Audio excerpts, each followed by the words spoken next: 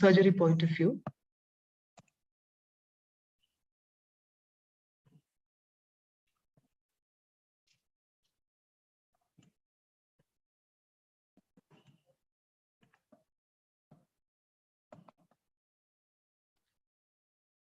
First, we'll have a look on common bacteria that cause surgical infection. First, we won't be going into the detail as it will be discussed in microbiology, but I'll just give an outline of the most common organism that cause surgical infection. The first organism that we'll be discussing today is Streptococcus. We know this is how Streptococcus look like. It's having spherical appearance and they appear in long chains. Streptococcus form chain. Why they form chain? Because usually the cell division occur in along a single axis. So that's why Streptococcus we can see them as chains. And we know that these organisms are gram-positive. So what is gram-positive? So gram staining is one of the staining methods which we use to identify bacteria or to put for better taxonomical purpose, we use gram staining. So there are chemicals which we use, and on staining, generally bacteria give two types of colors. One group give purple color on gram staining, and another group give red or pink color. This first group, which give purple color, we call them as gram-positive organism. And the second group, which give red or pink color, is usually gram-negative organism. So it's just for taxonomical purpose. So here, Streptococcus is gram-positive on staining. Many Streptococcus species are not pathogenic. This is one important point. There are so many species of Streptococcus. All of these are not pathogenic, and most of them form a commensal, a part of commensal of human microbiota. We know that our body has a lot of, so many commensals or these bacteria are part of normal commensal of body. We know about gut bacteria, healthy gut bacteria, skin bacteria. So here Streptococcus is one of the important pathogen which comes under commensal. Normal commensal here, but there are there are species of Streptococcus which cause disease also. Yeah, the most common disease certain streptococcal species produce are pharyngitis, conjunctivitis, meningitis, bacterial pneumonia, endocarditis, erysipelas, etc. And here, this is a hemolytic streptococcus, which resides within pharynx of 5 to 10% of normal population. Here, there are so many ways in which we can categorize each bacteria. Here, how Streptococcus is classified is on the basis of its hemolytic property. So we know broadly 3 categories of Streptococcus are there, species of Streptococcus are there: alpha, beta, and gamma hemolytic streptococcus. So first thing, beta hemolytic streptococcus is the group which has got the property of hemolysis. So beta hemolytic streptococcus can destruct RBC.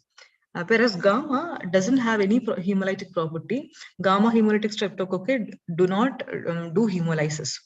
Whereas alpha, what it does is, it do not do hemolysis. What it does is, it oxidizes HB. So on the basis of hemolytic property, we can categorize Streptococcus into 3 species. Beta does hemolysis, gamma do not do hemolysis, whereas alpha, it do not do hemolysis, but it does oxidation of HB. So on the basis of hemolytic property, Streptococcus is divided into alpha, beta, and gamma groups. Next, Staphylococcus forms clumps. I told earlier, forms chains. Here, Staphylococcus forms clumps because unlike Staphylococcus do not multiply. Cell division do not occur in a single line. Instead, it occurs in all the planes, which gives a clump-like or a grape-like appearance. So Staphylococcus aureus is the most important pathogen in this group and is found in the nasopharynx of up to 15% of the general population. So even Staphylococcus forms a part of normal commensal of human body. It can cause suppuration in wounds and around implanted crevices.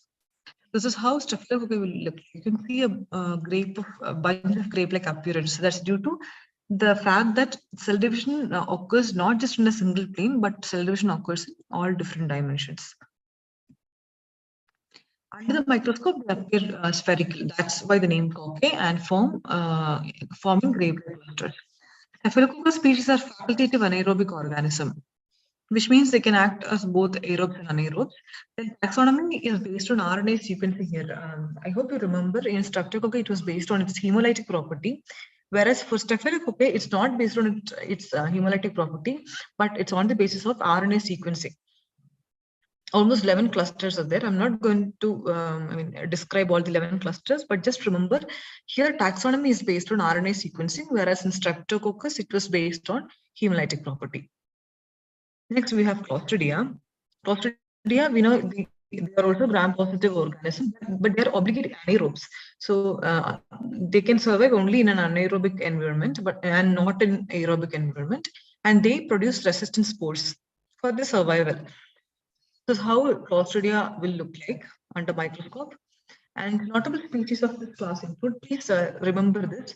And Clostridium, we know Clostridium perfringens is an organism that causes gangrene as well as food poisoning. Then difficile produce pseudomembranous colitis. Pseudomembranous colitis is colitis with pseudomembrane formation. Then Clostridium tetani we know produce tetanus. Then Clostridium botulinum produce botulism. Then Clostridium novae produce gas gangrene. Please remember this. Clostridium novae produce gas gangrene and infectious necrotic hepatitis. So these are different species of Clostridium which produce different conditions in a human body. Then we have aerobic gram-negative bacilli. So far we discussed only about gram-positive bacilli, and now we have aerobic gram-negative bacilli. So mainly these gram-negative aerobic bacilli are seen in the large bowel. The main examples are E. coli, Klebsiella, and Proteus. We know E. coli and Klebsiella are lactose fermenting, and Proteus is non-lactose fermenting. E. coli and Klebsiella are lactose fermenting, and Proteus is non-lactose fermenting. Please remember these identification features of each organism. Then most organisms in this group act in synergy with bacterioids to cause SSI, surgical site infection, after bowel operation. So we know what surgical site infection, right? After a surgery, there is a chance of infection in that site of surgery. This is mainly due to the presence of aerobic gram-negative bacilli, which act in synergy with the bacterioids. So bacterioids together with E. coli, Klebsiella, and Proteus are the main reason for SSI, in particular appendicitis, diverticulitis, and peritonitis. E. coli is a major cause. So we know UTI is mostly due to E. coli. Second point is Pseudomonas. Pseudomonas tend to colonize burns and tracheostomy wounds. Please remember this point. Tracheostomy wounds and burns, Pseudomonas has a tendency to colonize on burns as well as on tracheostomy wounds. Even they produce UTI, but UTI is mainly produced by E. coli. Then bacterioids. Bacterioids is a genus of gram-negative obligate anaerobic bacteria. Bacterioids are non-spore bearing, strict anaerobes that colonize the large bowel, vagina, oropharynx. Then bacterioids, this is important, bacterioids fragilis is the principal organism that acts in synergy with aerobic gram-negative bacilli to cause SSI.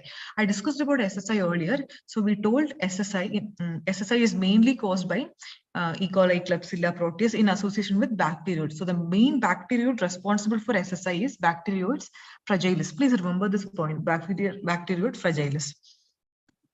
Then this is how bacterioids will look under microscope.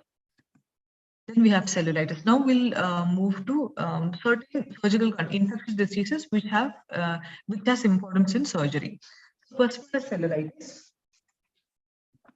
We know it is a spreading inflammation of subcutaneous and facial plane. So cellulitis can be either superficial, it can be either deep, but normally it involves up to the level of subcutaneous tissue, or it can go deeper. Infection may follow small scars, wound, or incision, or even insect bite, snake bite, or scorpion bite. So all these reasons, all these things can act as a cause, and it can lead to cellulitis. So it can be superficial or deep. It's common in diabetes, immunosuppressed people, and old age. And the most common location where we can see cellulitis is face, lower limb, upper limb, scrotum, wherein subcutaneous tissues lacks. These are the locations in the body where subcutaneous tissues lacks, and these are the areas where mostly cellulitis is seen. These are the layers of human skin. There is dermis, epidermis, subcutaneous tissue, and muscle. So when cellulitis happens, Up to the level of subcutaneous tissue or deep up to deep planes, involvement can be seen. So it's mostly I mean, deep disease. It can be superficial also, but mostly it involves the subcutaneous tissue up to even subcutaneous tissue can be involved. This is how cellulitis will look like. The second image, the image of the leg. Yeah, this is what we see a lot. Usually, precipitating factors will be using a new chapel or a small injury. So these can act as a precipitating cause. The clinical features, yeah, all the systemic features of fever will be there. Swelling is diffuse and spreading in nature. So spreading nature is a very characteristic feature. Here, if you look at this leg photo, you can see how the this infection is, or how the disease is having a spreading nature. Pain and tenderness, red shiny area with stretched warm skin. All the signs of acute inflammation will be there. The cellulitis will progress rapidly in diabetic and immunosuppressed individuals. Tender regional lymph nodes may be palpable, which signify severity of the infection. We know, so lymph node enlargement can be seen. Then there won't be edge, there is no pus, no fluctuation, and no limit. One thing which helps us to differentiate cellulitis from similar condition is having no limits. Cellulitis will not have any demarcation or any limit. It will be generally spreading in nature. There won't be edge. And usually pus won't be there unless it is unless any super infection happens, and there is no fluctuation also. So these are the important features of cellulitis. The DVT may mimic cellulitis of lower limb. Then management, elevation of limb or part to reduce edema so as to increase the circulation, and bandaging are the managements. So that is all about cellulitis. Cellulitis involves up to the level of subcutaneous tissue or even deeper it can go.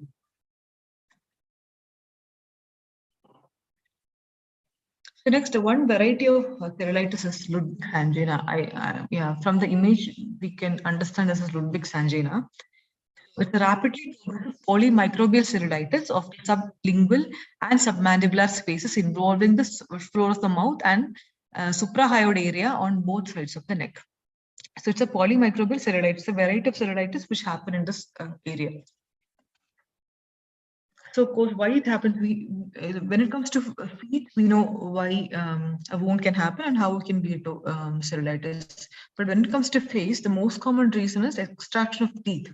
So, commonest causes dental infection of second or third molar teeth precipitated by tooth extraction. Then another cause is submandibular silent adenitis. We know in case of salivary adenitis, salivary stasis happens, right? So once salivary stasis happens due to various, whatever the cause may be, when salivary stasis happens, we know there's a chance of infection happening, and that will eventually lead to cellulitis of the area, that is Ludwig's angina. Can be another cause. Peritonsillar abscess can be another cause. In upper respiratory tract infection. Then even interventions like endotracheal intubation also can lead to Ludwig's angina. So these are the most important causes of Ludwig's angina. The most important one is tooth extraction, which lead to dental infection of second and third molar teeth. Then along with the direct causes, there can be predisposing factors like diabetes mellitus, chemotherapy, oral cancer, or even alcoholism. These factors can act as contributing factors and will aggravate the disease. Then most common organisms involved in cellulitis as well as Ludwig's angina is Streptococcus viridans, Staphylococcus aureus, and anaerobes. Gram-negative organisms can also be involved. Another important feature of Ludwig's angina is woody brawny induration of mouth and anterior neck. This is one more important feature by which we can differentiate Ludwig's angina from similar diseases. Bilateral submandibular edema with marked tenderness on palpation at suprahyoid area with bull's neck appearance. Difficulty in speech, earache, drooling of saliva, and putrid halitosis. Common symptoms. All these symptoms can be there. Then it's spread via facial planes in continuity and may not be by lymphatics. And here, in case of Ludwig's angina, one thing that we have to remember is there is no lymph node enlargement. All the, other forms of cellulitis will have lymph node enlargement. But here, in case of Ludwig's angina, there won't be any lymph node enlargement or lymphatic spread. Spread is usually local in nature, and it will be through facial planes, but usually not through lymphatics. And for the same reason, we won't be, there won't be any lymph node enlargement, whereas other varieties of cellulitis will have lymph node enlargement. Edema of the tongue with pushing against palate, upwards and backwards causes airway obstruction, which can lead to dysphagia as well as odynophagia. Odynophagia is painful swallowing. Dysphagia is difficult swallowing. So all these local symptoms also can be seen due to the, due to the structural, due to the structural change happening in Ludwig's angina. Then other symptoms that we can anticipate are stridor, respiratory distress, cyanosis, and which develop due to edema of the tongue and larynx.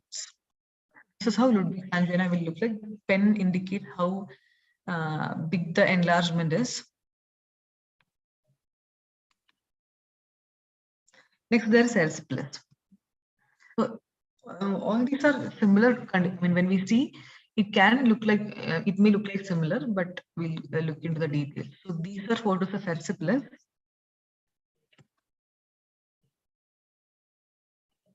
So erysipelas is an acute spreading inflammation of upper dermis and superficial lymphatic.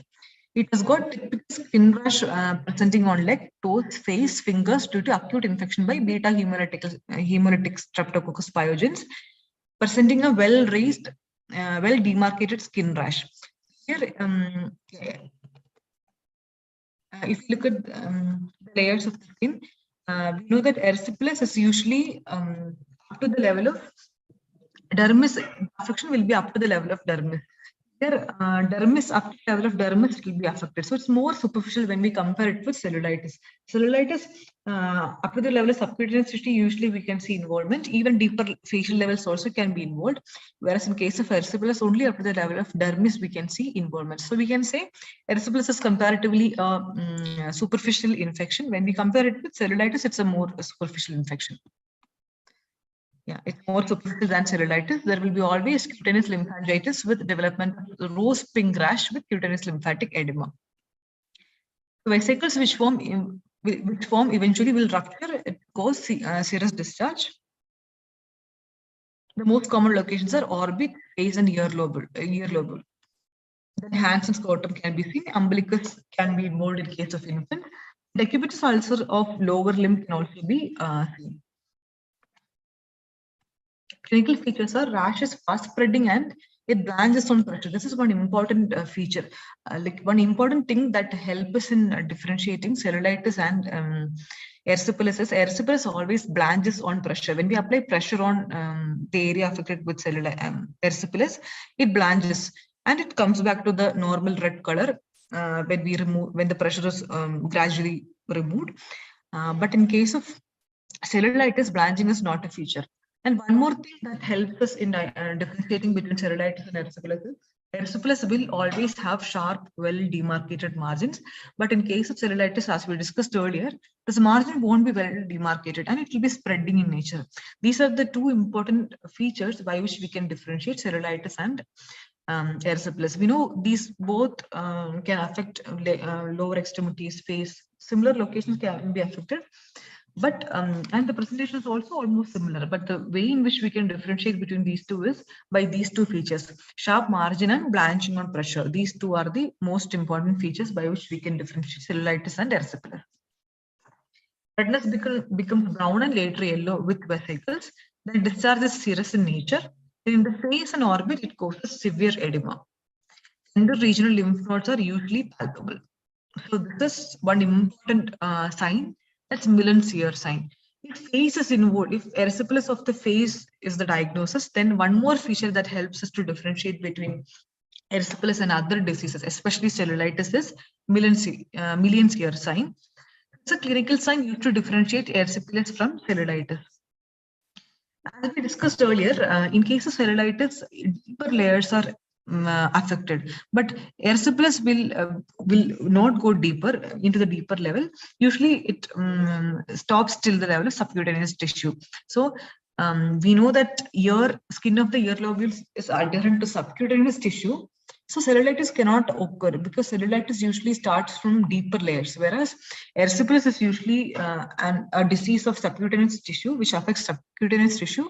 So erysipelas is always, if ear is involved, it's always erysipelas and never cellulitis. So if erysipelas is involved and if we have doubt, it's always, if ear is involved and if we are confused between cellulitis and erysipelas, it's always erysipelas. So that's called Million's ear sign.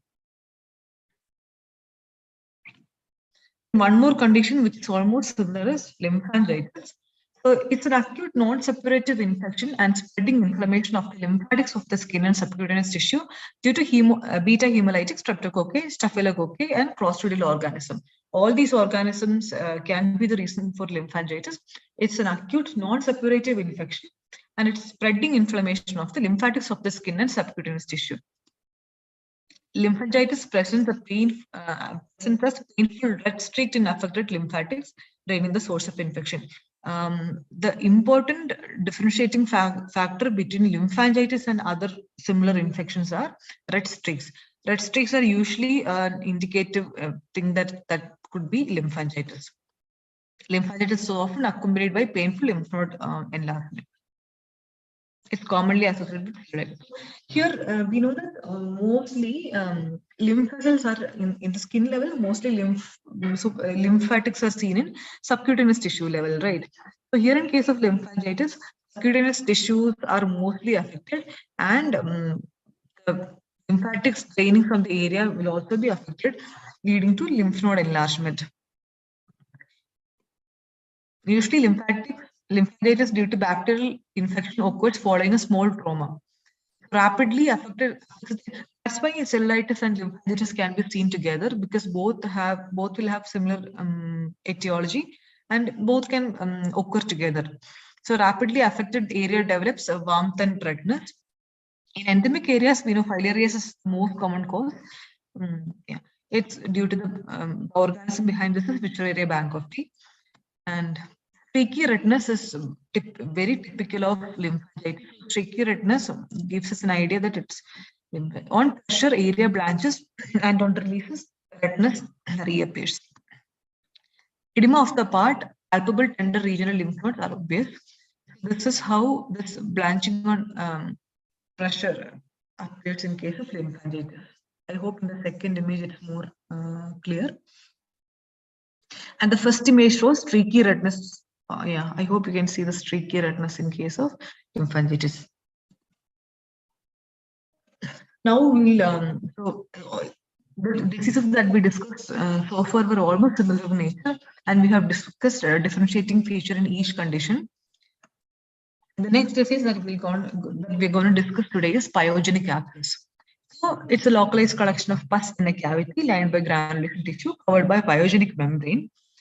This is how pyogenic abscess will look like. Here, I hope you can see the pus, the yellow pus in the center, which is lined by a pyogenic membrane and which is surrounded by granulation tissue. And once healing starts, we can expect granulation tissue in that. Yeah, so pus will be in localized collection of pus in a cavity lined by granulation tissue, and the cavity is lined by pyogenic membrane. It contains pus locally. Pus contains WBC, multiplying bacteria, toxins, and necrotizing material.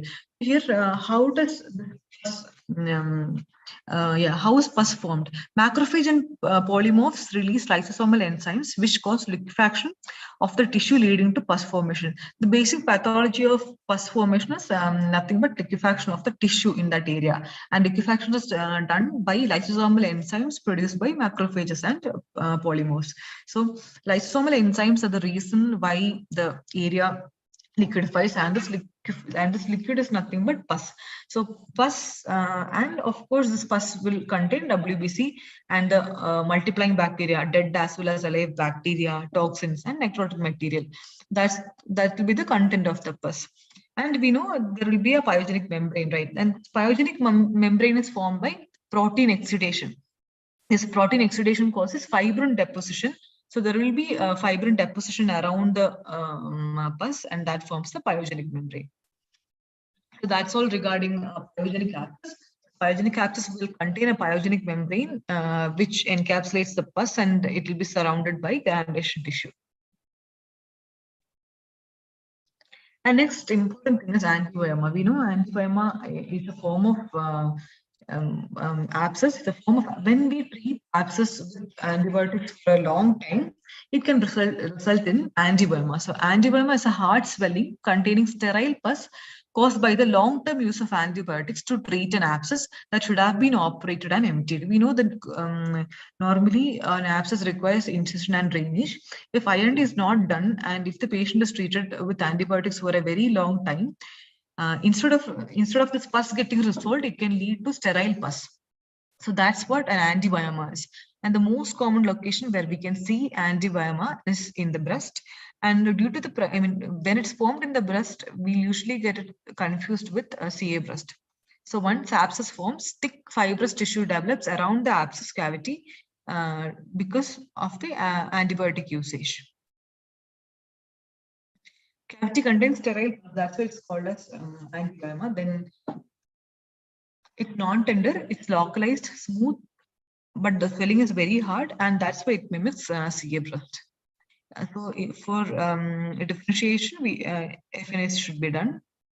But one more thing that helps us in differentiation is that gradually carcinoma will progress, whereas angioema won't gain any size. So FNAs is essential to differentiate between CA breast and angioema. The most common location of angioema is in the breast. That please remember. The next thing is cold abscess. So cold abscess refers to an abscess that lacks intense inflammation, usually associated with infection. We know that when an abscess is formed, the most common thing that we can expect is all the signs of inflammation. But here there are certain infection abscesses which do not have any signs of inflammation. So cold abscess may be associated with infection due to bacteria like most common cause for this is Mycobacterium. 1 second.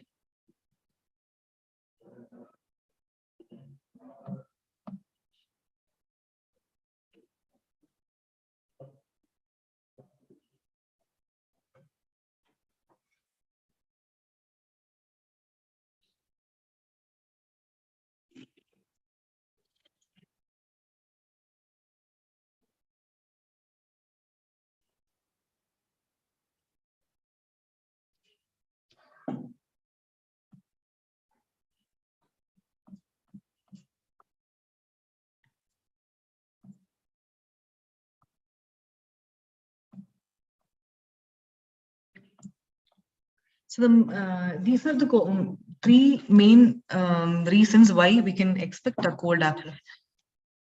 So the first one is Mycobacterium tuberculosis, second one is blastomyces, and the third one is hyper IgE syndrome. These are the three factors why cold abscess happen. So cold abscess can be associated with infections due to bacteria like Mycobacterium tuberculosis, which cause TB. So that's the first reason for cold abscess. So cold abscess is something which where so all the signs of inflammation, we won't be seeing much inflammation or the signs of inflammation. There won't be much pain, warmth won't be there, redness won't be there, but a small simple abscess. Here, the first and the most common reason why a cold abscess is formed is due to the presence of Mycobacterium TB. The second reason why we can expect cold abscess is due to the presence of blastomyces. So it produces blastomycosis. So blastomycosis is a disease produced by fungus called blastomyces, and this is the second reason why we can expect a cold abscess. And the third reason where we can see cold abscess is in case of hyper IgE syndrome. So these are the three reasons where we can see cold abscess. So in case of hyper IgE syndrome or Job syndrome, hyper IgE syndrome is also known as Job syndrome, JOBS, Job syndrome. So in this condition, even infection by Staphylococcus can lead to cold abscess. So these are the three conditions why cold abscess is formed. First is Mycobacterium TB. So here, usually, it's not primary usually. TB which affects the adjacent bone can lead to cold abscess on the chest wall. So most commonly in case of Mycobacterium TB, cold abscess is seen on the chest wall, and that's more primary can be seen in case of infants, but usually it's a secondary which originates from the adjacent bones affected with the organism.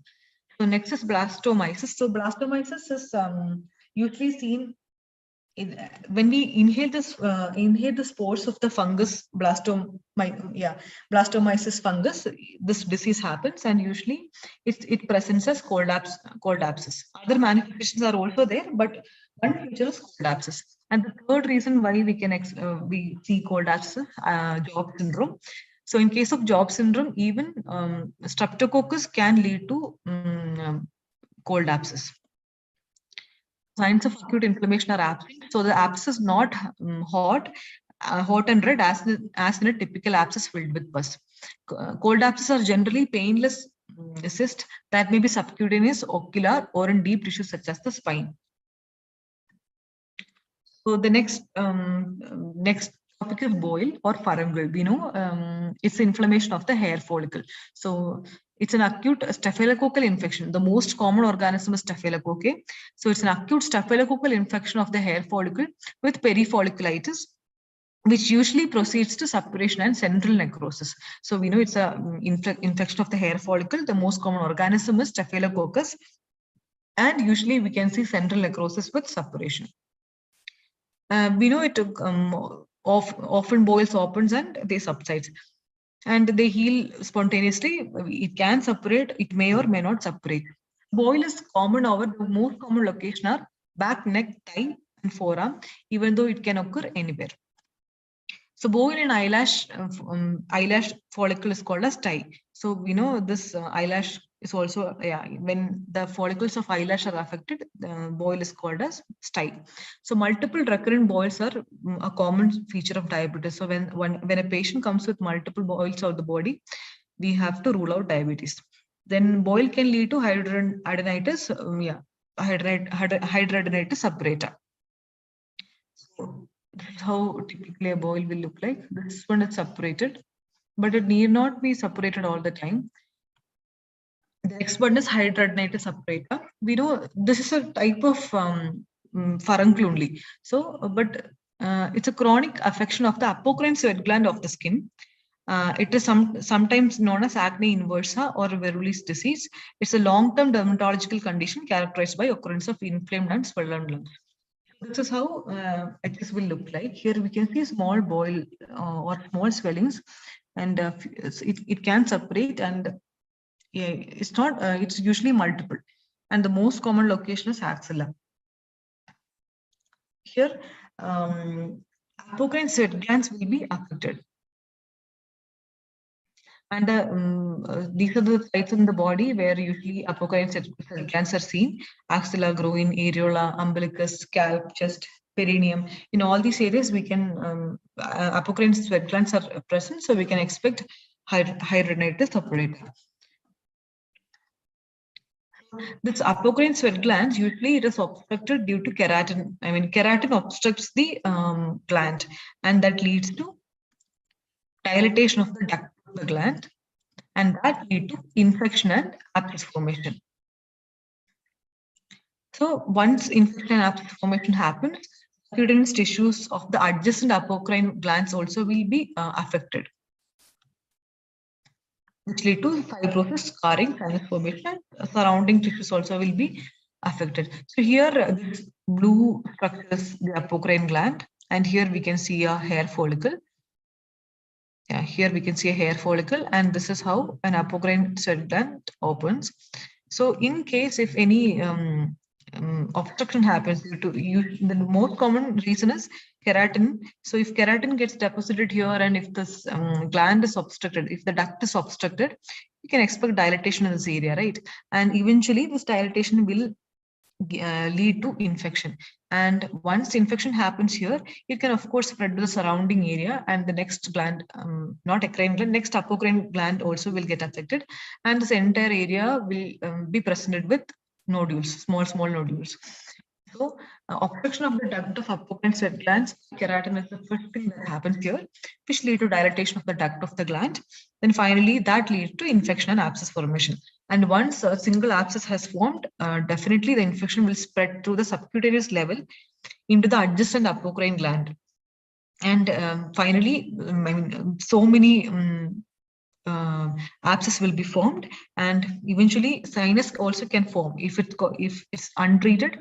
If it's not treated, even sinus formation can be expected, and it will spread surrounding tissue also. Is most commonly seen in females. 4:1 is the ratio between males and females to males, and the most common site is axilla, and often it is bilateral. Multiple discharge sinus with nodules in the skin, which is tender. Induration will eventually, towards the late phase, fibrosis can also be expected. Then HS in the anal region rarely may turn into squamous cell carcinoma. So squamous cell carcinoma is one of the complications of HS if it happens in the anal region. So these are the features of hidradenitis suppurata. This is one of the varieties of carbuncle only, because hair follicle is affected here, but the main reason is in the apocrine gland, where the duct get obstructed, and that lead to infection of the area. And it's not single, so many apocrine gland will be affected, and it's usually bilateral, even females more than in males. Yeah, and that lead to fibrosis. And the next disease that we're going to see today is carbuncle. We know carbuncle as this is also a variety of boil, because a cluster of several boils may complicate, and that may become a carbuncle. So it's typically filled with purulent exudate. A carbuncle is palpable and can range from a size of a small pea to the size of a golf ball. So induration is one of the features of carbuncle. Later, the skin on the center of the carbuncle softens and peripheral satellite vesicles appear. These rupture, discharging pus, and then give rise to cribriform appearance. So here, if we look at the image, here we can see multiple boils, and these multiple boils will coalesce, and that lead to ulcer formation, carbuncle formation.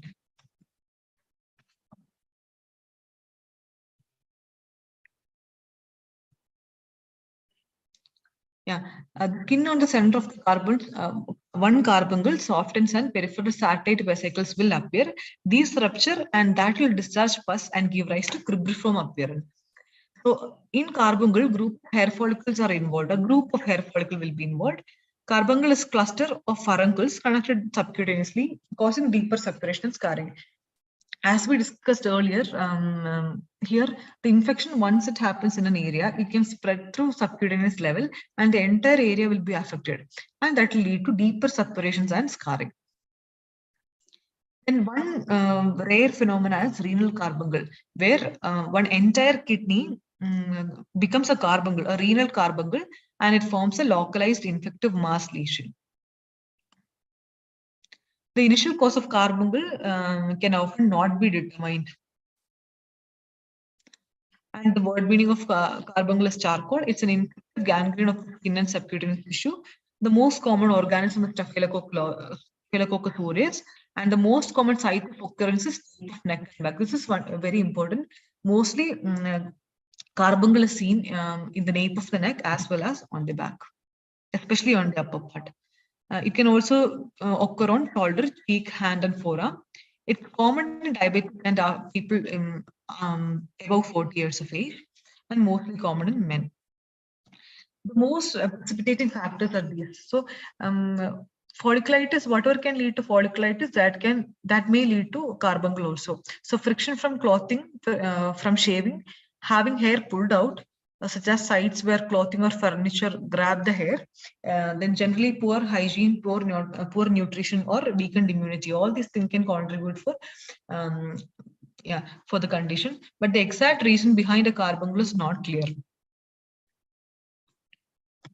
This is the most common location where carbuncle occurs. It's the nape of the neck. The first infection happens, and small vesicles develop, and the small vesicles will have a sieve-like pattern because due to the presence of multiple small vesicles, and the red indurated skin gives a discharging pus. Many fuse together to form a central necrotic ulcer with peripheral fresh vesicles looking like a rosette or cribriform appearance. So first there will be a central necrotic area, and that will be surrounded by small vesicles, which gives a cribriform or a rosette look. And slough is ash gray colored here.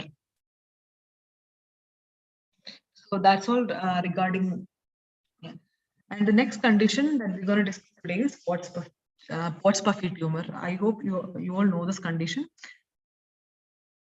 So these are the photos of Pott's puffy tumor. It's a rare clinical entity characterized by osteomyelitis of the frontal bone, either direct or through hematological spread. So here the frontal bone is affected, and the frontal bone, yeah. If this yellow thing, if this is the frontal bone, and if this is the periosteum of the bone, this black line, just imagine this is the periosteum of the bone, and this is the frontal bone, this yellow thing. And in case of this tumor, it's a misnomer, it's not a tumor actually. So here, periosteum, fluid, yeah. It's a formation of diffuse external swelling in the scalp due to subperiosteal pus formation and scalp edema. So here, it's very simple. What happens here is subperiosteal pus formation is what's happening here. And due to subperiosteal pus formation, massive look, this tumor-like look will be there. But it's not a tumor. It's a localized collection of pus between the periosteal layer and the frontal bone. It originates commonly in frontal region and may extend into other regions as well. So, but there is a high chance of this infection spreading from here into the deeper areas of the brain. It's acute osteomyelitis of the frontal bone. So the infection can also spread inwards leading to intracranial abscess. So if you look at this image, we know that here we have the periosteum of the bone, we have the pus here, we have the bone here, and inside this we can expect all the contents of the meninges, and finally brain is also seen there. And here the infection can also spread inwards leading to intracranial abscess. Pott's tumor can be associated with cortical vein thrombosis, epidural abscess, subdural empyema, and brain abscess. These are the complications that we can expect in case of Pott's tumor.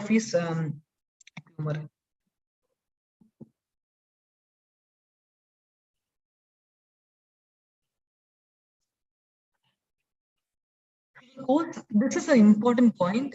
Pott's tumor is caused by sinusitis. One of the dangerous complications of sinusitis is Pott's tumor. So chronic frontal sinusitis, which eventually separates and extends into subperiosteal region. So trauma, subperiosteal hematoma, chronic suppurative otitis media. All these can lead to Pott's tumor, but the most common reason why Pott's tumor is formed is due to chronic frontal sinusitis, and this is one of the most dangerous complications of chronic frontal sinusitis. The features of this disease is pain and boggy swelling in frontal region, which is warm and tender. So the swelling will be painful, and along with this, all the signs of toxicity will be there. Patient will be drowsy, and the edema is typical in nature. It's simple, and so it will be pitting in nature. Then investigation, total leukocyte count will be increased, ESR will be definitely raised, and DD is secondary to the in the skull or brain. This can be the DD. The thing to remember in case of Pott's tumor is it's mostly the main reason for this is chronic frontal sinusitis, and it's nothing but a swelling or a collection of pus under the periosteal line is subperiosteal pus collection. And the next condition that we're going to discuss today is impetigo. So impetigo is a highly infectious superficial skin infection caused commonly by Staphylococcus, but sometimes by streptococcal organism. It usually occurs in infants and children with formation of multiple blisters in the face, neck, and hands that rupture and coalesces to cover with honey-colored crust. This is how impetigo will look like. If we look,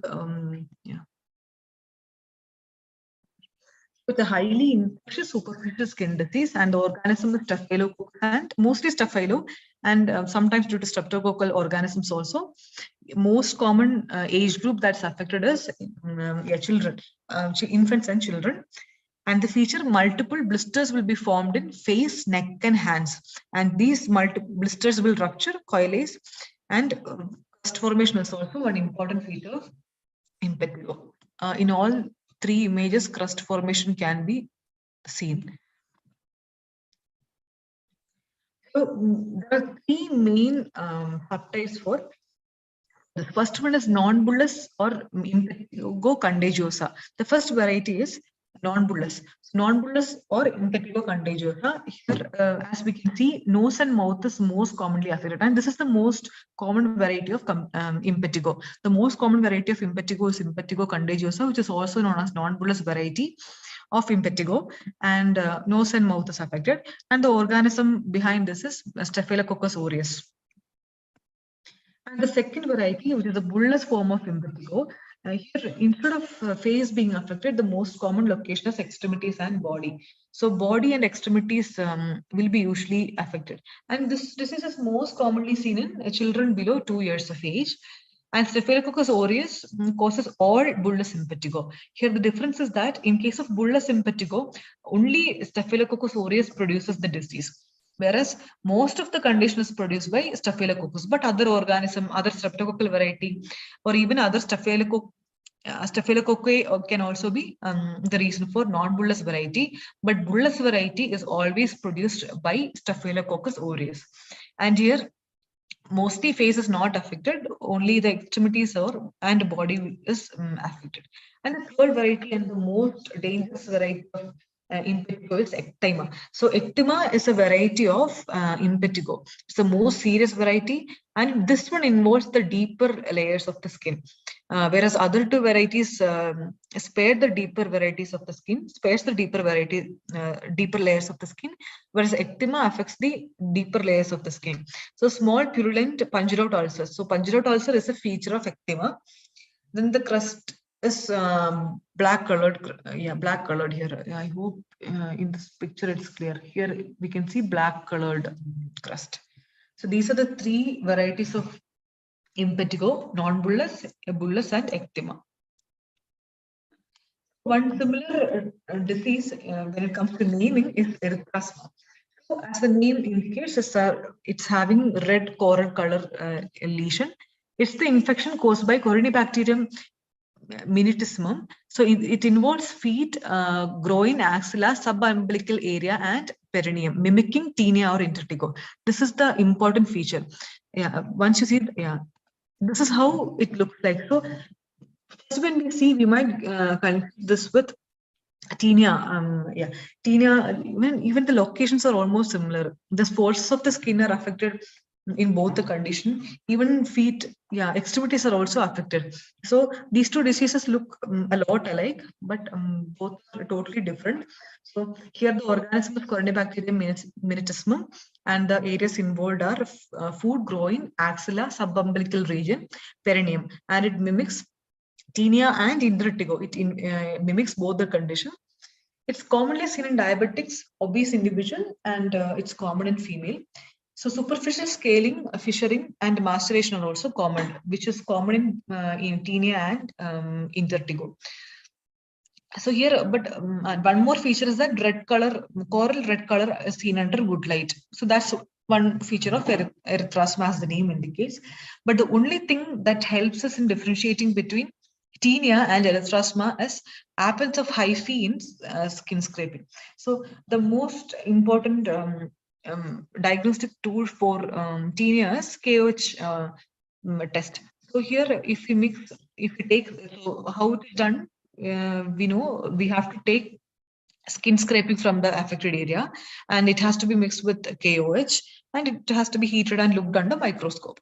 So when we look under microscope, the tinea will always show these hyphae. These things are called hyphae, and these hyphae like things will be seen only in case of fungal diseases. Only in case, only in case of tinea we can see these hyphae. So these hyphae are characteristic features of tinea, whereas in case of erythrasma, absence of hyphae in skin scraping differentiate erythrasma from tinea. This is one important point. So the only way in which we can differentiate, we can diagnose whether it's erythrasma or tinea is to go for a KOH study. And it's a very simple test. This is how this disease will look like. It will almost mimic, it almost looks like tinea.